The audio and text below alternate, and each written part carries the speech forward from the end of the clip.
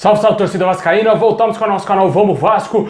Pessoal, muitas notícias aí agora da tarde. Está definida a data da reunião marcada aí para decidir o futuro do argentino Germancano. Vamos falar tudo disso. Também vamos falar aqui da situação do atacante Edu. Será que um dos artilheiros da Série B vai ser o novo camisa 9 do Vasco? Vamos explicar melhor essa situação pro torcedor e muito mais agora para vocês. Mas antes, já sabe, já deixa aí aquele like, se inscreve no canal, ativa o sininho para você não perder nada, receber todos os vídeos postados aqui diariamente no nosso canal Vamos Vasco. Compartilha aí com todos os seus amigos aí para ajudar o nosso canal a chegar a 155 mil inscritos, para fortalecer demais e ajudar muito o nosso canal. Muito obrigado a todos que estão se inscrevendo aqui todos os dias.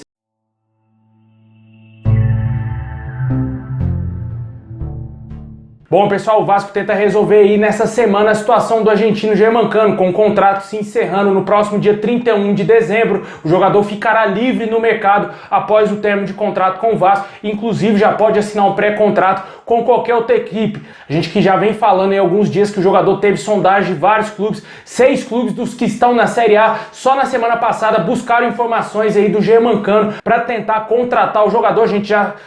Alguns times a gente já sabia, né, como é o caso do Internacional, o Ceará, também teve aí especulações do São Paulo, do Cruzeiro e também outros times, sem falar de times de fora do Brasil que anteriormente o Tigres do México e também um clube do Oriente Médio vieram tentar buscar aí informações do Germancano e especular o nome do argentino, né? Vamos esperar ver se ele vai deixar o Vasco ou não e tudo será definido na próxima sexta-feira, data marcada aí da reunião da diretoria do Vasco com os representantes, com o empresário aí do Germancano, para ver como que vai ficar essa situação da dívida que o Vasco tem com o jogador por mais de 3 milhões de reais. O Vasco não tem, obviamente, esse dinheiro para pagar de uma vez só ao Germancano. Talvez entre num acordo para tentar pagar parcelado, mas se talvez o jogador não aceitar esse acordo, os seus empresários também aceitar somente o valor à vista, ficará praticamente impossível a sequência do Cano com a nossa camisa em 2022, né? Infelizmente a situação do Vasco é essa. O Vasco demorou muito para renovar o contrato do jogador e com certeza não sei se dá mostras que quer renovar o contrato do atleta, porque com certeza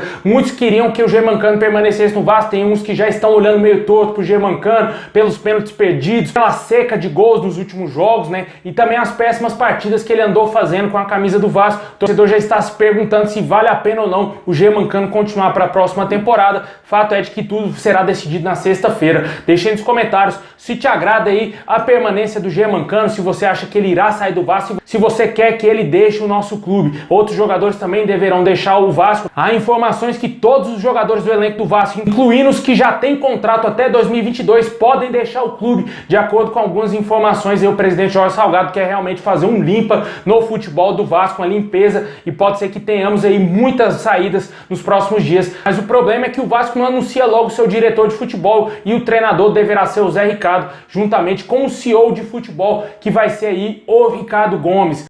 Eu acho, né, quer dizer, a gente vai fazer uma reformulação também no final de uma negociação aí com o treinador. Deve ser o Zé Ricardo, estamos trazendo também o Ricardo Gomes. Só falta agora fechar com o diretor de futebol, que a gente está aí também numa fase final. A partir dessa reformulação a gente vai para o jogo de novo. Acho que a gente tem grandes possibilidades. O futebol, infelizmente, não é uma ciência exata, né? A gente trabalhou muito esse ano aí que passou, avançamos muito do ponto de vista lá de processos internos, departamento de futebol, etc., mas no campo foi um desastre, nada deu certo. Espero que no ano que vem as coisas melhorem e a gente volte aí para a primeira divisão. Uma coisa importante também que deve acontecer agora no final do ano, a gente vai botar a SAF no conselho, que é a Sociedade Anônima de Futebol, e com isso vai abrir uma perspectiva de a gente atrair alguns sócios, players internacionais aí para investir no Vasco. E aí a gente acaba, o resultado disso aí é endividamento bem mais baixo e fortalecer o futebol com investimentos novos, né? Então, eu acho que o ano que vem pode ser um ótimo ano para a gente, se Deus quiser. Bom, um abraço para vocês todos aí.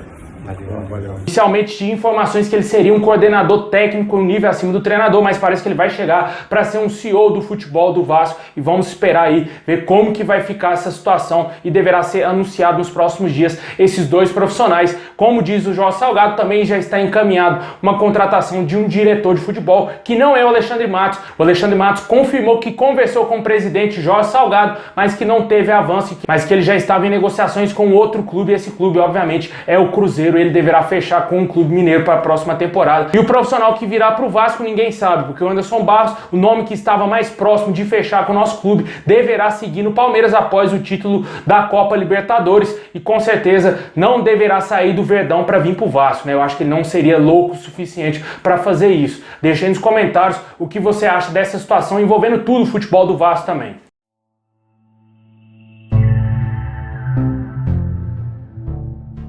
Bom, e pensando já em 2022, né, já começam as especulações aí de reforço para o Vasco, né? A gente já falou aqui do goleiro Júlio César, que teria sido oferecido ao Vasco, goleiro de 35 anos, com passagem no Grêmio, Fluminense, Botafogo, Benfica, entre outros clubes aí. O jogador não tem um agrado do torcedor vascaíno, a grande maioria esmagadora não quer ver esse goleiro no Vasco, até porque ele era o terceiro goleiro do Grêmio. Só que segue aí tendo especulações de nomes, e o nome especulado dessa vez é o do atacante Edu, um dos artilheiros da Série B, um artilheiro do Brusque, com 17 gols no último Campeonato Brasileiro da Série B. O jogador reiterou o desejo de vestir a camisa do Vasco, confessou mais uma vez que é vascaíno, admitiu mais uma vez que tem um grande amor pelo Vasco e que sonha, e lógico, vestir a camisa do Vasco, né? O jogador, como eu disse, foi um dos artilheiros, fez aí um número de gols maior do que, por exemplo, o Germancano. É um jogador de nível realmente Série B, só o que me deixa preocupado é a condição física do Edu. Eu acho ele meio parrudinho, né, cara? Você que entendeu mais ou menos, né? Eu acho ele meio parrudinho, não sei se ele é um nome ideal para chegar aí pro Vasco, né? Para assumir ali a camisa 9,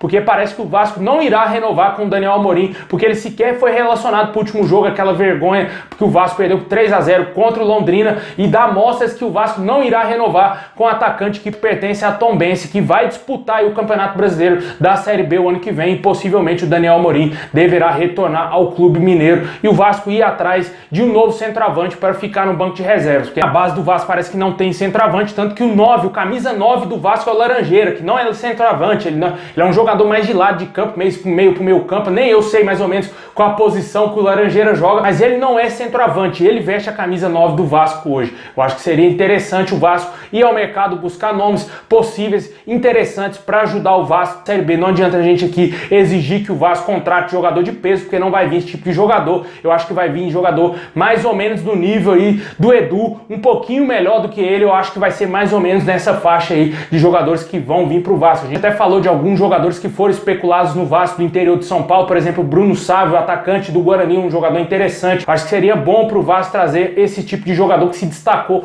na Série B, mas óbvio, com jogadores mais experientes, mais cascudos também. E investidor, cara, a gente vai ter que torcer aí pela Carol Paiva fazer algo de relevante para ajudar o Vasco a contratar jogador de peso.